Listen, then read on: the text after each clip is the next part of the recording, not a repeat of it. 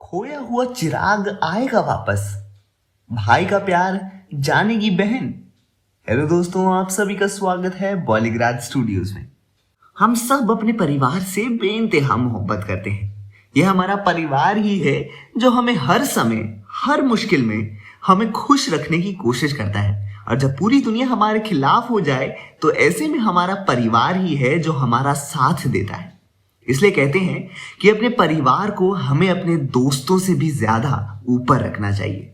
जाहिर सी बात है कि कभी कभी हमारे परिवार में अनबन हो जाती है और हमेशा कुछ समय बाद ही अनबन सुलझ भी जाती है और हम फिर से अपने परिवार वालों के साथ पहले जैसे प्यार से रहने लग जाते हैं। लेकिन जरा सोचिए, अगर आपको अपने परिवार से रहना पड़े 25 सालों से भी ज्यादा दूर, क्या आप ऐसा सह पाएंगे? ऐसा सुनना ही बहुत ज्यादा दर्दनाक है, लेकिन अगर सोचिए किसी को वाकई में ऐसी जिंदगी जीनी पड़ रही हो, कोई ऐसा हो जिसे अपने परिवार वालों से इतने सालों तक दूर रहना पड़ा हो और यहां तक कि ये दूरी इतनी ज्यादा बड़ी हो कि वो अपने परिवार वालों को जानता भी ना हो, लेकिन जिंदगी भर अपनी परिवार की खोज के बाद वाकई में किसी एक आदमी की वो तमन्ना पूरी हो जाए जिसकी वो बचपन से चाहत करता था, तो इसे कहेंगे एक चमत्कार। और ऐसे ही एक चमत्कार के साथ आने वाले हैं कार्तिक आर्यन अपनी फिल्म शहजादा में। शहजादा फिल्म का टाइटल सुनकर ही आपको लग रहा होगा कि ये कहानी है एक ऐसे आदमी के बारे में जो कि वो शहजादा, लेकिन जी नहीं, ये कहानी है एक ऐसे आदमी के बारे में जो कि अपनी जिंदगी को गुजारता है बहुत मुश्किल से। अनाथ पैदा होने के बाद अनाथ आश्रम में इस लड़के ने अपनी पूरी जिंदगी काट दी, लेकिन हमेशा कुछ ना कुछ नया करने की वजह से वो हमेशा सबके साथ खुशी से रहता है। इसके बाद उसने एक ऐसी कंपनी में नौकरी शुरू करी जिसमें वो बहुत ज्यादा तरक्की हासिल करता है। अपने एक कमरे के घर से ये लड़का अब 3 बेडरूम के घर पे आ गया, अपनी साइकिल से एक महंगी गाड़ी पर आ गया। लेकिन इसकी जिंदगी में इसकी खुशियां पूरी तब तक नहीं आएंगी जब तक इसको नहीं मिलेगा एक परिवार। इसके लिए उसने बहुत कोशिश की। अपने 25वें बर्थडे पर वो निकल पड़ता है एक ऐसे क्रूज के सफर में जहां उसकी जिंदगी बदल जाती है। कार्तिक आर्यन के इस किरदार का नाम होता है आदित्य। आदित्य जब क्रूज में सफर शुरुआत करता है तो उसे कोई अंदाजा नहीं है कि उसकी जिंदगी में अब क्या होने वाला है। वो एक आम सफर पर निकलता है, लेकिन वो इस पूरे क्रूज में किसी को नहीं जानता। पहले 2 दिन समंदर का और बेहतरीन नजारों का लुत्फ उठाने के बाद आदित्य निकल पड़ता है पूरे क्रूज को देखने। इसी दौरान उसे एक लड़की रोती हुई दिखाई देती है जो कि सीढ़ियों पर बैठी हुई है। अब ये बात तो अभी तक आपको पता चल ही गई होगी कि आदित्य हमेशा दूसरों की मदद करता है। तो ऐसे में वो उस लड़की से पूछता है कि आखिर क्या हो गया, वो क्यों रो रही है। लड़की जब जवाब देती है और उसकी मम्मी पापा से लड़ाई हो गई और इसी वजह से उसका मूड काफी खराब है और आदित्य उसे परेशान ना करे। आदित्य उसे खुश करने की कोशिश करता है और ये बताता है कि कैसे उसकी जिंदगी में कोई परिवार वाले ही नहीं है। तो वो लड़की काफी ज्यादा खुशकिस्मत है कि कम से कम उसके पास लड़ने के लिए मम्मी पापा तो हैं। ये सुनने के बाद उस लड़की का मूड काफी हद तक ठीक हो जाता है और वो आदित्य से दोस्ती कर लेती है। आपको बता दें कि ये लड़की आदित्य से 10 साल छोटी है और आगे आने वाले 2-3 दिनों में आदित्य और यामी, जो कि इस लड़की का नाम है, एक दूसरे के काफी अच्छे दोस्त बन जाते हैं। वो दोनों साथ में समय बिताने लगते हैं और दोनों की आपस में बहुत बन जाती है।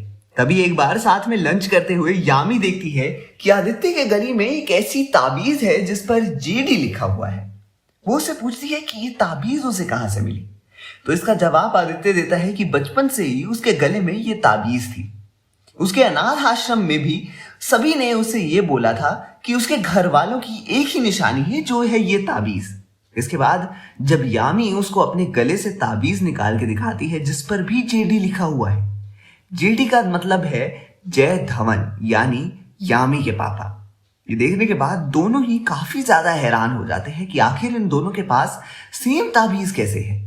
जैसे ही उन्हें इस बात का अंदाजा लगता है कि कोई हो सकता है कि जिन लोगों ने आदित्य को छोड़ दिया था, कहीं वो यामी के मम्मी पापा ही तो नहीं है। जैसे ही उन्हें ये इस बात का हल्का सा शक होता है तो यामी निकल पड़ती है एक मिशन पर। वो अपने मम्मी पापा से उनके पास्ट में पूछने लगती है, लेकिन उनके मम्मी पापा कुछ नहीं बताते हैं। और ये कह देते हैं कि ऐसी फालतू बातें वो ना करें।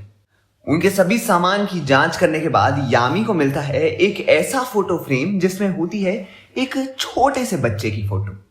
यामी को इस बात का पूरा यकीन था कि ये फोटो आदित्य की ही है। जैसे वो फोटो आदित्य को दिखाती है तो आदित्य को ये समझ नहीं आता कि आखिर वो अपने असली माँ बाप से मिले या ना मिले, क्योंकि वही लोग हैं जिन्होंने उसको एक ऐसी जिंदगी के लिए छोड़ दिया जो कि बहुत ज्यादा मुश्किल थी। लेकिन उसे इस बात की भी दिलचस्पी थी कि आखिर वो अपने माँ बाप से मिलने की एक बार कोशिश तो करे।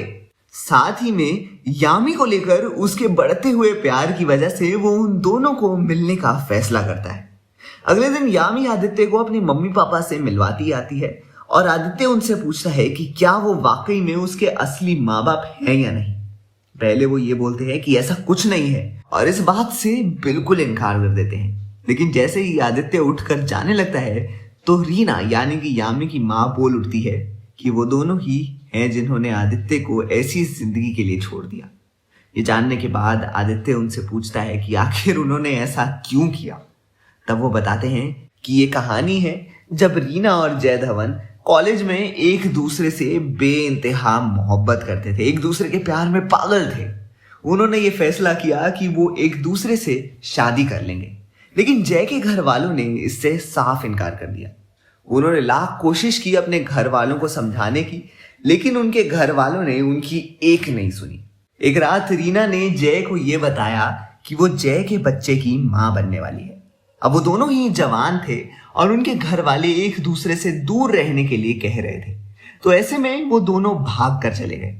उन्होंने ये सोचा कि वो अपनी जिंदगी एक साथ बताएंगे और लेकिन कुछ महीनों बाद जय के घर वालों को पता चला कि वो दोनों पुणे में छुप कर रह रहे हैं। वो गुंडों के साथ इनके पास आ गए। उस समय आदित्य बस 2 ही दिन का था, लेकिन उन्होंने उसे रीना से छीना और उसे लेकर चले गए। इसके बाद लाख कोशिश करने के बाद भी वो दोनों आदित्य का पता नहीं लगा पाए। सालों बाद जब उन्हें यह पता चला कि दरअसल आदित्य जिंदा है और उन्हीं का बेटा है, ये कहानी सुनने के बाद आदित्य को इस बात का एहसास हुआ कि जिन माँ बाप की उसको जिंदगी भर तलाश थी वो वाकई में मजबूरी की वजह से उससे दूर हो गए। अब जितनी जिंदगी है वो अपने घर वालों के साथ बिताना चाहता है और इसी एहसास के बाद वो जाकर अपने परिवार वालों के गले लगता है और अपने पुराने सपने को पूरा कर लेता है। आपको बता दें जहां ये होने वाली है काफी ज्यादा इमोशनल फिल्म, वही कार्तिक आर्यन अपनी बेहतरीन अदाकारी से डालने वाले हैं इसके अंदर कॉमेडी का टच। लेकिन क्या फैंस को पसंद आएगी कार्तिक आर्यन की कॉमिक टाइमिंग? ये देखने के लिए हमें करना पड़ेगा फिल्म के रिलीज का इंतजार। लेकिन तब तक फिल्मों के इंतजार से आगे बढ़िए और अगर आप भी सिनेमा की दुनिया से जुड़ना चाहते हैं और काम करना चाहते हैं तो डिस्क्रिप्शन बॉक्स में दिए हुए जॉब लिंक पर क्लिक करें और इस अपॉर्चुनिटी का भरपूर फायदा उठाएं और देखते रहिए हमारा चैनल बॉलीग्राज स्टूडियोज।